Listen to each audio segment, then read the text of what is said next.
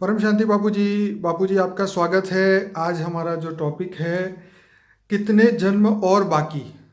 देखिए, हर व्यक्ति इस धरती लोक पे आया है तो वो सोचता है कि भाई अभी और कितने जन्म लेना बाकी है। हालांकि हमारे हिंदू धर्म के अंदर पुनर्जन्म की फिलोसॉफी है। इसकी वजह से व्यक्ति सोचता है कि पता नहीं अब और कितने जन्म बाकी है, दुख भोगना, सुख भोगना। कई धर्मों के अंदर तो पुनर्जन्म का टॉपिक ही नहीं है, या वो बिलीव ही नहीं करते, तो उनका तो प्रश्न है ही नहीं। पर हमारे यहाँ जो कितने जन्म और बाकी, इसके बारे में आप क्या कहेंगे? देखो, हर आत्मा की कैटेगरी अलग अलग है। हम्म। और हर आत्मा की कैटेगरी अलग अलग है, इसलिए अलग अलग धर्म गुरुओं के पास जाती है। हम्म। अब उनको जन्म मरण से चक्र से छुड़ाने का काम तो अब गुरु तो कर नहीं सकते, मगर गुरु जहां से आए हैं वहां तो अंत में उसको वहां ले जा सकते हैं ना। वो जगह का ज्ञान दे सकते हैं।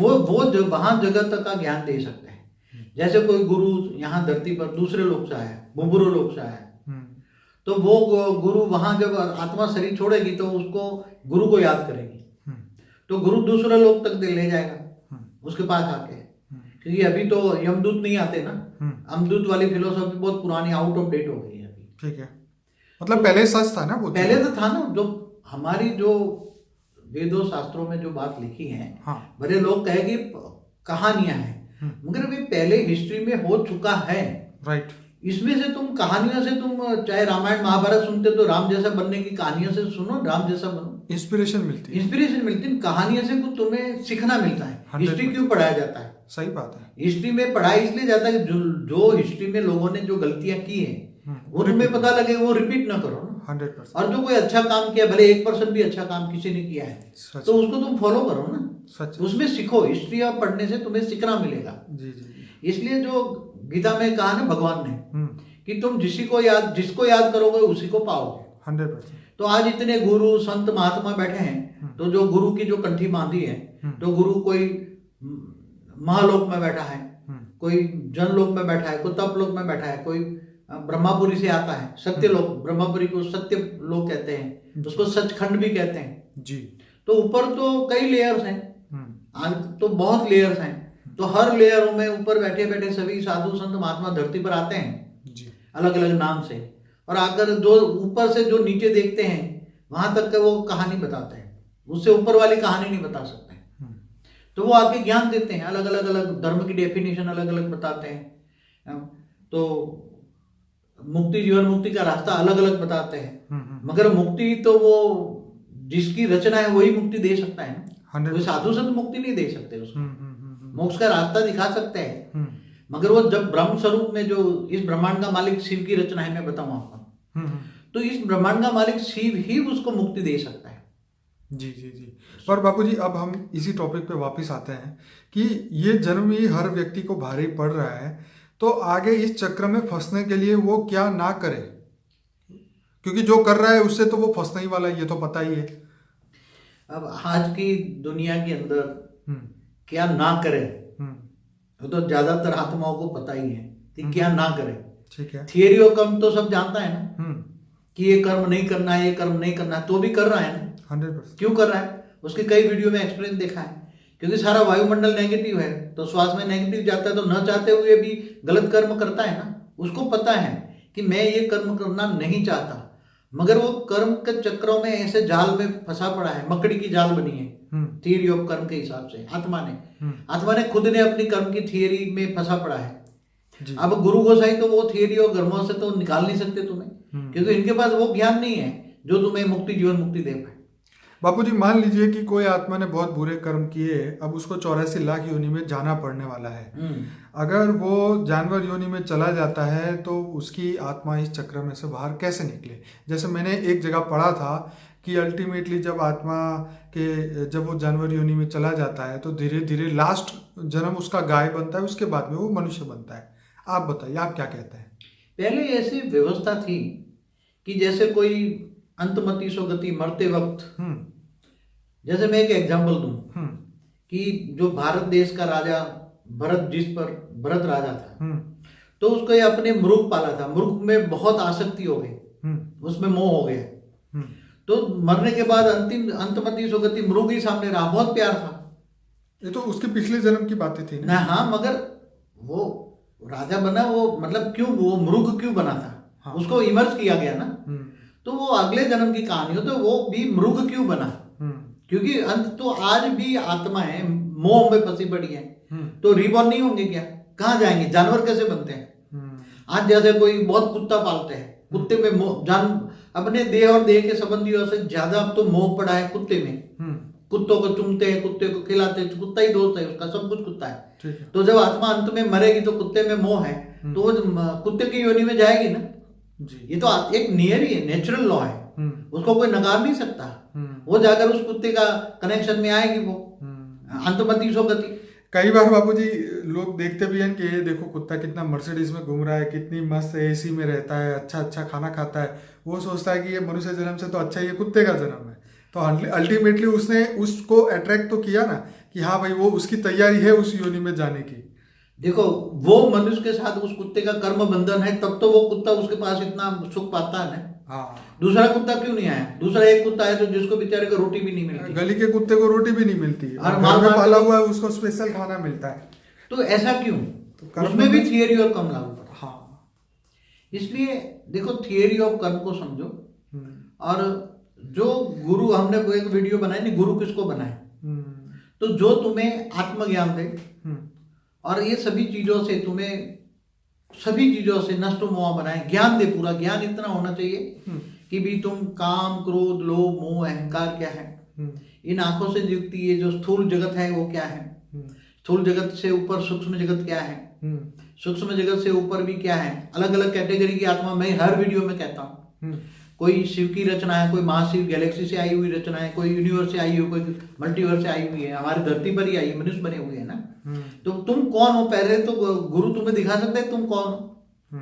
तुम अपने को ज्ञान से ही जज कर सकते हो ना। तो ज्ञानी तू आत्मा बनो, तुम्हें वो ज्ञान दे सके, तुम्हें अपना सेल्फ रियलाइजेशन करा सके, आत्मस्वरूप का अनुभूति करा सके, सारी सृष्टि का ज्ञान सुना सकते। गुरुओं के पास क्या है, गोसाइयों के पास क्या है, धर्म पिताओं के पास क्या है, धर्म पिता कहाँ से आए? कहते हैं कि मोह ही हर बंधन की वजह है, मोह छोड़ने के लिए क्या करें, नष्ट मोह कैसे बने? देखो बंधन, नष्ट मोह बनना, आत्मा कब नष्ट मोह बनती? आत्मा में मोह है, किसी में भी मोह है, किसी चीज में मोह है या देख के संबंधों में मोह है। जैसे किसी को अपनी कुर्सी में मोह होता है, मर जाता है तो वो कुर्सी के पीछे चिपकता रहता है मरने के बाद। किसी को धन में है तो धन की रक्षा करने के लिए भूत बन के वहां भटकता रहता है धन के आसपास। तो मोह के, तुम ये जगत की चीजों की बजाय ऊपर की दिव्य लोक की जगत की चीजें तुम दिखाओ, तब वो मोह छोड़ेगा ना कि भी ये तुम्हें तो ये धरती पर दोबारा जन्म मरण के चक्र में आएगा या भूत प्रेत बन के भटकता रहेगा। उससे ऊपर तुम उसी को याद करो जो तुम्हें इन जन्म मरण के चक्र से ऊपर ले जाए, दूसरे लोक में ले जाए, तो और ज्ञान दे तुम्हें। समझो कोई क्या, मैं तो चलो गैलेक्सी में ले जाऊंगा, तो वो यहाँ ये याद करेगा, इस धरती को याद करेगा, मैं तेरे को गैलेक्सी में ले जाऊंगा, तो कोई याद करेगा? आज की साइंस की भाषा में बताता हूँ। नहीं। तो तुम महाशिव की कैटेगरी का कोई गुरु हो तो उसको याद करो, वो गैलेक्सी ले सकता है। कोई बोले तुम्हारा लक्ष्य है यूनिवर्स में जाने का, कोई यूनिवर्स से आई हुई आत्मा है, तो कोई यूनिवर्स का ज्ञान ले और लक्ष्य रखे मुझे यूनिवर्स जाना है, तो कोई किसी यहाँ धरती की कोई चीज में फंसेगा? बाबूजी यहाँ एक क्वेश्चन खड़ा होता है कि क्या हम अपनी फ्री विल यूज करें और दृढ़ संकल्प करें तो क्या ये पॉसिबल है कि हमारा अगला जन्म नहीं होगा? देखो फ्री विल तो सबने भगवान को सबको यहाँ दी हुई है, डेमोक्रेसी है सबको। क्या है? डेमोक्रेसी। हमारे हर लोक में, पूरे ब्रह्मांड में, महाब्रह्मांड में, गैलेक्सी यूनिवर्स में सबको फ्री विल है। ये एक आत्माओं को नहीं, केवल धरती पर फ्री विल है ऐसा नहीं है, हर आत्मा को फ्री विल है। कभी कोई भगवान ने कोई बाधा की? गीता में क्या कहा? मत बना बोला ना। पर बाबूजी फ्री विल तो, पर अब तो लोग क्यों चाहते हैं जन्म लेना, क्यों धरती पे आते हैं? मोह के कारण ना। ओके। पुनर्जन्म में क्यों आते हैं? मोह के कारण आता है, या कर्म बंधन के कारण मोह होता है, विकारों के कारण कर्म बंधन होता है। तो क्या फ्री विल यूज करें और ये संकल्प करें कि भाई मुझे परम पद पाना है और मुझे इस धरती पे आना ही नहीं है, और ऐसे ही अंत मते सो गति उसकी हो, तो रियलिटी में क्या उसका जन्म नहीं होगा? जब कोई भी आत्मा क्या पाना चाहती है, वो अलग अलग कैटेगरी की आत्मा पर अलग अलग डिपेंड करता है। मतलब ये है कि अगर कोई कुत्ता या कोई जानवर ये सोचे कि अब मुझे जन्म लेना ही नहीं है तो उसके लिए तो पॉसिबल नहीं है, क्योंकि वो तो ऑलरेडी 84 की योनि में फंस चुका है। उसकी मदद करने के लिए तो उसका गुरु भी पता नहीं आएगा कि नहीं आएगा, वो तो उसको भी नहीं पता। जब तक वो जानवर अपना वो कर्म पूरे ना करे तब तक तो उसको, मेरे ख्याल तो उसके गुरु के बिना कौन आएगा, आप बताइए। अगर कोई गुरु का चेला अगर जानवर योनि में चला गया है, जैसे आपने बोला था एक नारद मुनि थे, वो जड़ भगत को जाके उसको ज्ञान दिया कि भाई तू ये था, ये जानवर बन गया है, अब वापिस तू ऐसे कर, तो मतलब उसका क्रिएटर ही उसको बाहर निकालने आए तो ही तो कुछ होगा ना, आप बताइए। देखो, जानवर पशु पंखी योनि में तो बहुत जन्मों के बाद वो नीचे गिरती है आत्माएं, मनुष्य योनि से बहुत अनेकों जन्मों के बाद, करोड़ों खरबों सालों के बाद वो आत्माएं कीड़े मकोड़े बन जाते हैं। 100%। 84 लाख योनि की जो बात कही है ना, वो हमारे ब्रह्मा के 50 साल की कहानियां हैं। ब्रह्मा के 50 साल माना मतलब धरती पे 200 करोड़ साल की कहानी नहीं, ब्रह्मा के 50 साल की बात। वो तो 198 करोड़ साल जो मैं बात करता हूँ ना, हाँ। वो तो हमारे ब्रह्मांड के दूसरे परात के पहला ब्रह्मा का दिन की 7वां मनवंतर 18वीं युगांतर की बात करता हूँ। और ये सिर्फ पृथ्वी का समय है, 198। ये केवल ये पृथ्वी का समय, पृथ्वी तो बने हुए ब्रह्मा के 50 साल पहले बनी, 50 साल तो हुआ। देखो, हमारे ब्रह्मांड के 50 साल, ब्रह्मा के 50 साल तो समय निकाल सकते हो। अब जो ब्रह्मा के समय की जो शिव की रचना है, जो ब्रह्मा के 50 साल पहले उनकी रचना हुई, जो फरिश्ता था, पहली रचना तो वो फरिश्ता बनी थी ना, 100%। वही ब्रह्मा के 50 साल माना, एक साल बराबर 31 खरब 10 अरब 40 करोड़ साल। कितना? जो सप्तऋषि की बात थी, जो सबसे पहले, वो तो उसी टाइम वो तो चले गए सप्तर्षि, ऊपर आज स्टार बन गए।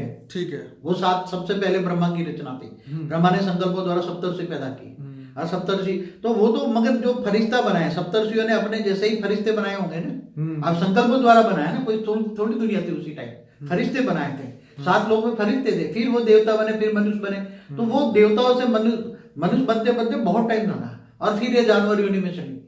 तो बापूजी एक बात बताओ, अब जो जानवर बन चुका है, जो अमीबा एक बैक्टीरिया बन चुका है, अब उसका गुरु या उसको कोई ना कोई जो इस बेचारे को यहाँ से निकाले, अगर कोई फंस चुका है, क्योंकि देखो धरती पे कोई ना कोई अगर हम उसको आत्मा कहते हैं तो उसका क्रिएटर तो है।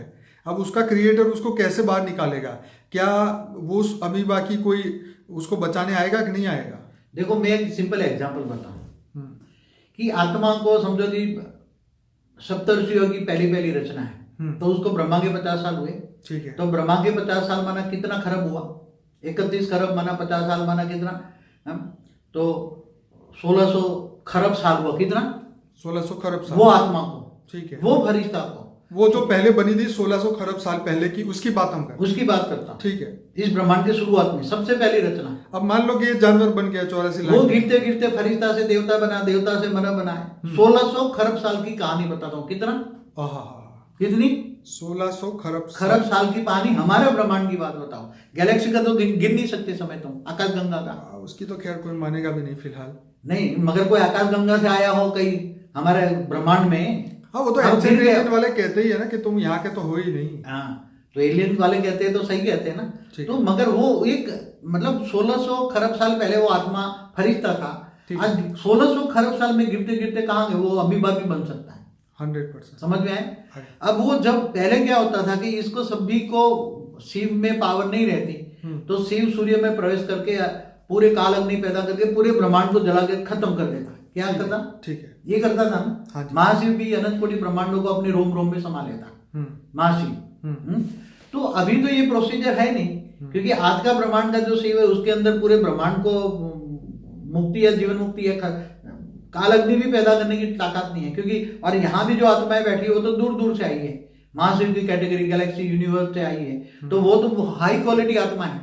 तो वो मगर वो मनुष्य बन गई है, या तो सूक्ष्म अवतन में है, और धर्म पिता बन के आई है। कोई धर्म पिता बना है, कोई धर्म गुरु बना है, कोई ये बना है ना। सब एलियंस कहाँ से आए? तो बाबूजी अब कोई नारद जी धरती पे आके उस अमीबा को हेल्प कर सकता है? कौन याद कराएगा उसको? कौन याद कराएगा? उसके तो गुण ही खत्म हो चुके हैं, वो तो विवेक खत्म हो चुका है, उसकी तो सोच। अमीबा को आत्मा में एक सेल बन गया। क्या? एक सेल। अब उसको समझाने के लिए पावर चाहिए ना।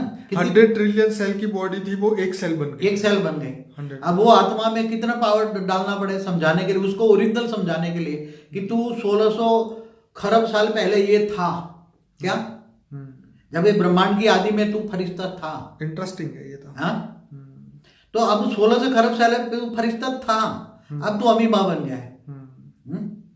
उसकी रिवर्स प्रोसेस क्या होगी? हाँ, अब रिवर्स प्रोसेस क्या करे, उसको कितना पावर ओरिजिनल फॉर्म में लाने के, उसको ओरिजिनल फरिश्ता बनाना है तुम्हें। क्या बापूजी ऐसा कोई नियम है कि उस अमीबा को या जो भी एक सेल की आत्मा है उसको थोड़े अपने और कर्म भोगने के बाद उसको एक ऐसा चांस मिल जाए कि वो फिर से मनुष्य बन जाए, उसको फिर ज्ञान हो जाए, तो फिर वो गलती ना करे और फिर वो वापस फरिश्ता बन के अपने लोक में चला जाए?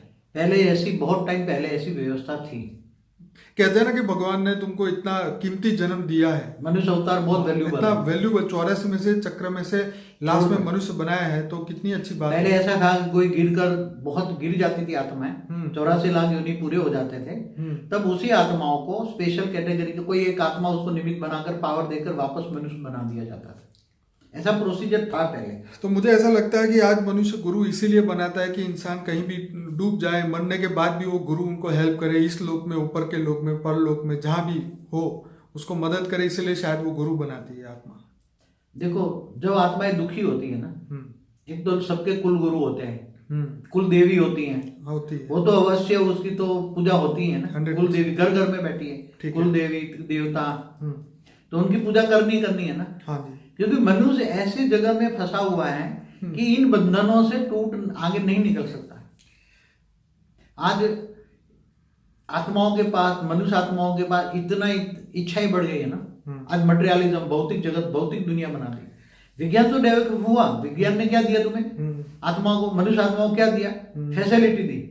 फैसिलिटी देने से आत्माएं और इच्छा में फंस गई। बाबूजी यहाँ पे एक बात फिर से लाऊंगा, ये ज्ञान की नहीं है, एक लॉजिक की बात बता रहा हूँ यहाँ पे, कि अभी जैसे श्री देवी का डेथ हुआ तो सबसे पहली बार पता चला कि भाई उनको हार्ट अटैक हुआ, तो उस आत्मा के लिए सबने बोला ओ हो बेचारी को हार्ट अटैक हो गया। फिर जब दूसरा स्टेटमेंट आया 2 दिन बाद कि नहीं भाई वो तो शराब बहुत पी गई थी और पानी में डूब के मर गई, तो फिर लोगों का ये थिंकिंग आ गई ये तो शराबियों के तो यही हाल होते हैं। तो मतलब लोगों को, मतलब उसके कर्म के ऊपर लोग तुरंत ही उसके जीवन का निष्कर्ष निकाल देते हैं कि भाई इसने तो कोई अच्छा काम किया ही नहीं, तो इसकी क्या वैल्यू, चाहे वो सेलिब्रिटी हो, चाहे वो जीवात्मा हो, चाहे वो जानवर हो। अगर किसी कुत्ते ने किसी की जान बचाई है तो उसकी बहुत बड़ी वैल्यू हो जाती है। फौज में भी कुत्तों को इतना रखा जाता है कि वो जान बचा सकते हैं। तो आज मनुष्य ऐसा कोई भी अच्छा काम नहीं करता जो उसके कर्म के कारण उसको कुछ ऐसी हेल्प मिले आने वाले समय में। आप क्या कहेंगे? देखो, बहुत बड़ी सेलिब्रिटी की बात कही, तो कितनी भी बड़ी सेलिब्रिटी हो, चाहे मैं बताऊंगी हमारा इंडिया का प्रेसिडेंट नहीं, यूनो का प्रेसिडेंट भी हो, ठीक है, सारी धरती का प्रेसिडेंट हुआ ना, हाँ जी, यूनो का प्रेसिडेंट माना, मगर जो वो मर जाएगा और उसने कोई अच्छा काम नहीं किया, तो वो उसकी आत्मा की क्या होगी? सदगति होगी या दुर्गति होगी? होगी तो दुर्गति। और क्या ले जाएगा?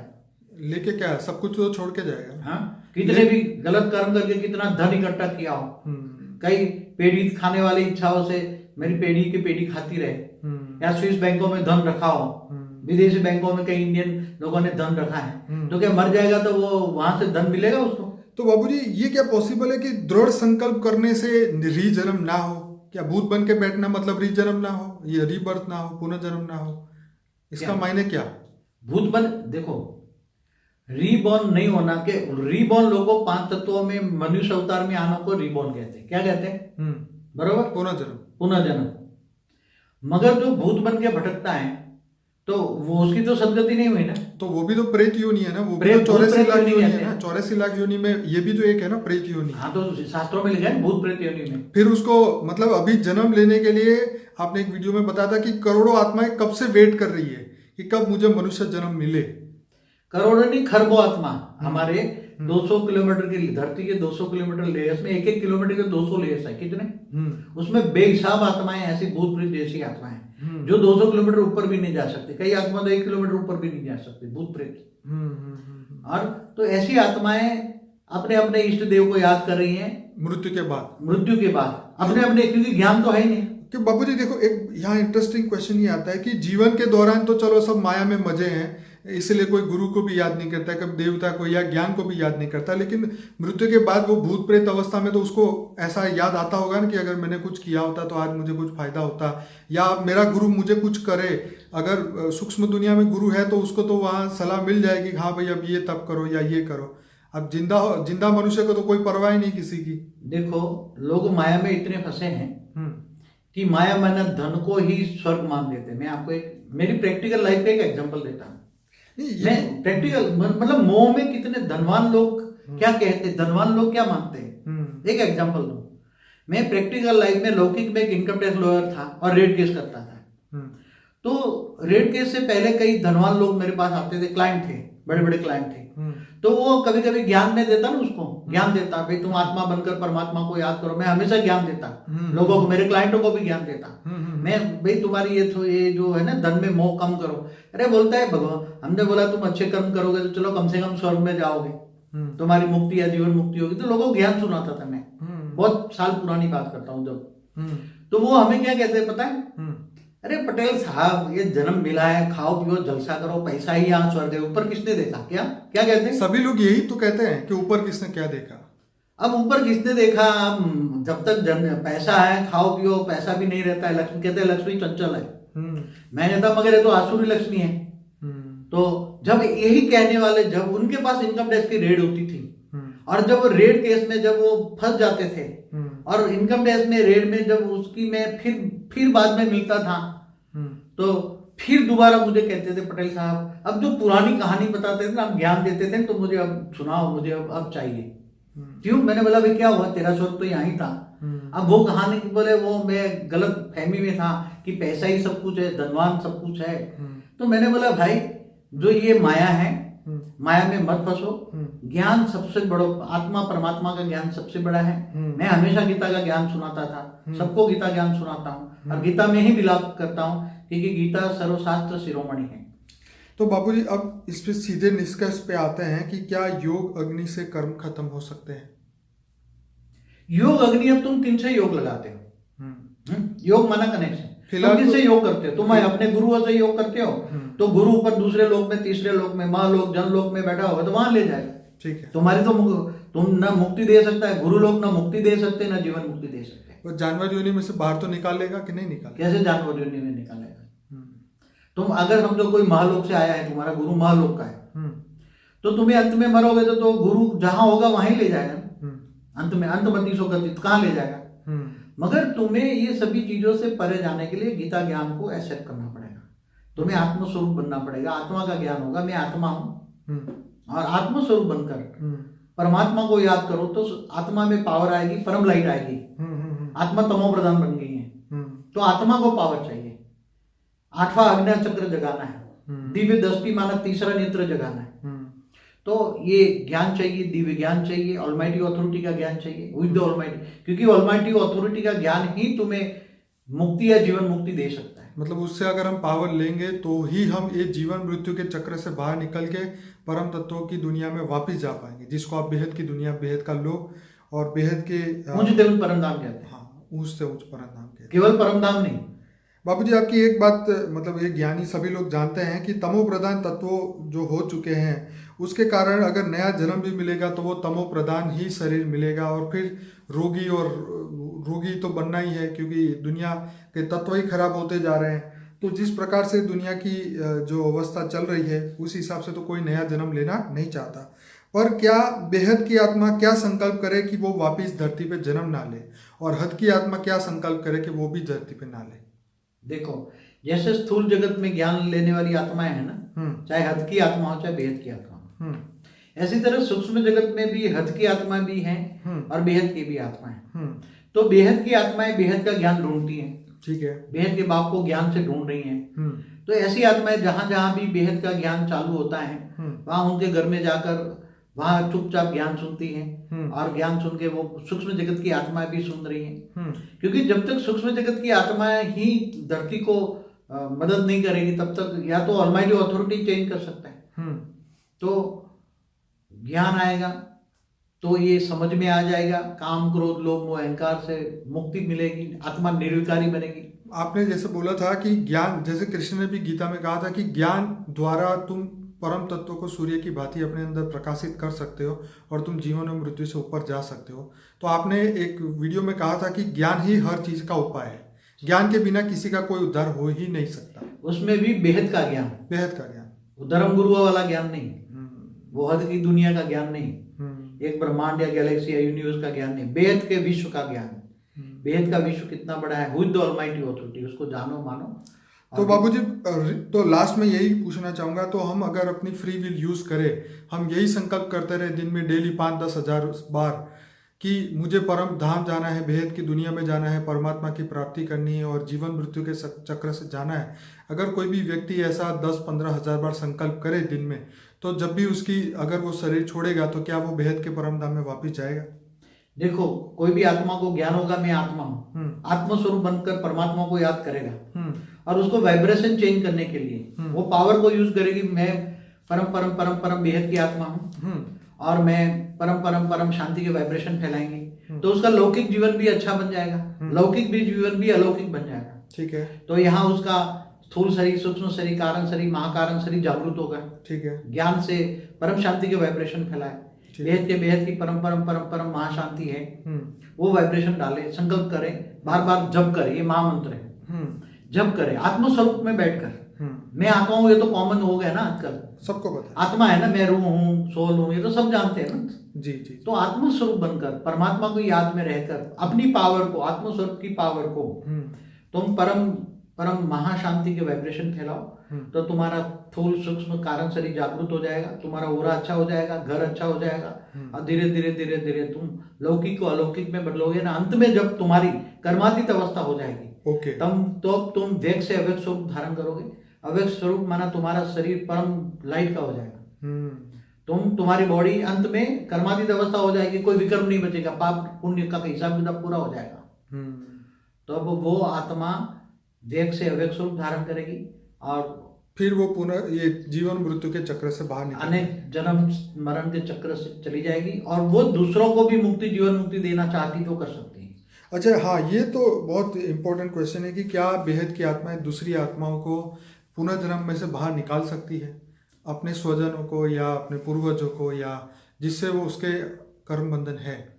जैसे ऐसी आत्माएं वेग से अव्यक्त स्वरूप धारण करती है कर्मातीत अवस्था पर जाने के लिए, तब ऐसी आत्माएं, उनके अंदर ऐसी भावना होती है ना, भाव, बहुत अंदर भावना, अच्छा वो प्यार का सागर होती है, दया का सागर होती है ऐसी आत्माएं जी। तो वो दूसरों को मुक्ति, जीवन मुक्ति छुड़ाएंगी जरूर, अनेक रूप धारण करके। वो एक साथ में अनेक रूप धारण कर सकती है। उसकी आत्माओं में बेहद की कला का पावर है, कितना बेहद की कला का ब्रह्मांड नृत्य के इतनी पावर है, तो वो अपनी पावर में अंश मात्र पावर से अनेकों रूप धारण करेगी। ठीक है। और अनेकों रूप धारण करके मुक्ति, जीवन मुक्ति कई लोगों को दे सकती है, जिसको चाहे वो दे सकती है। और धरती पर धीरे धीरे धीरे लोगों को मुक्ति, जीवन मुक्ति देकर ऐसी एक आत्मा, फिर ऐसी आत्मा दूसरों का आत्मा को जगा सकती है, दिया जला सकती हैं, दीप से दीप जगाकर एक आत्मा शुरू करेगी तो 1 से 10 जुड़ेगी, 10 से 500 1000 आत्मा हो जाएगी, तो पूरे विश्व को नहीं, सूक्ष्म जगत को नहीं, ब्रह्मांड को नहीं, महाब्रह्मांड को नहीं, ऐसे सब कुछ पूरे मल्टीवर्स को बदल सकती है। इतनी शक्ति है आत्माओं में। और एक गुप्त वेश में काम बेहद की आत्माएं करेगी, आगे चलकर होने वाला है, ये करेगी, बेहद की आत्मा ये काम करेगी। जी बाबू जी, बहुत बढ़िया आपने समझाया। और इस वीडियो का लास्ट में यही निष्कर्ष निकल सकता है कि बेहद की आत्मा माने ज्ञानी आत्माएं जो बेहद के परमपिता को जानती है, वो जो चाहे वो कर सकती है। पुनर्जन्म और जीवन मृत्यु का चक्र ही नहीं, बल्कि अनंत अनंत ब्रह्मांडों को बदलने की जो आपने बात कही है, वो बेहद की हर आत्मा कर सकती है और उसके लिए वो प्रतिबद्ध है, वो अपना बेहद का कर्म कर रही है। और ये वीडियो हमने इसीलिए शूट किया कि क्योंकि बहुत लोगों के क्वेश्चन आ रहे थे कि ये पुनर्जन्म के चक्र से कैसे बाहर निकले, 84 के चक्र से कैसे बाहर निकले। तो मैं सभी हमारे श्रोताओं को कहना चाहूँगा कि हमारे 1800 वीडियो यूट्यूब पे है, जिसमें से अनस्पोकन ट्रूथ बाय बापूजी अगर आप देखें तो इस वीडियो के नीचे डिस्क्रिप्शन बॉक्स में इसके लिंक भी दी है, जिसके अंदर 85 वीडियोस है और बहुत इंपॉर्टेंट है, मृत्यु से पहले जरूर सुनिए। और लाइफ आफ्टर डेथ, कारण जगत, महाकारण जगत जो बापूजी ने समझाया है, उस ज्ञान को अपने आत्मा की अथाह गहराइयों में उसको रिकॉर्ड कर लें, ताकि जब भी ये शरीर हो या ना हो, लेकिन आत्मा में ये जो ज्ञान है वो हर समय उसको वो रियलाइज कराता रहे, उसको आगे का रास्ता प्रकाश की भांति वो दिखाता रहे। तो मैं सभी को कहूँगा इस वीडियो को लाइक करें, शेयर करें, कमेंट करें, अच्छे कमेंट करें, अच्छे जवाब दें। लोग आप क्या मानते हैं इसके बारे में ये भी लिखें, ताकि आने वाले समय में आपकी कमेंट द्वारा लोगों को इंस्पिरेशन मिले। और हमें जुड़ने के लिए जो ईमेल एड्रेस मैंने दिया है उससे आप कांटेक्ट कर सकते हैं, लेकिन उससे पहले ये हमारे वीडियोस देखिए और मैं सभी लोगों का धन्यवाद करूंगा, बापूजी का विशेष करके। बापूजी आपने बहुत अच्छा ज्ञान दिया, धन्यवाद। परम शांति। परम शांति।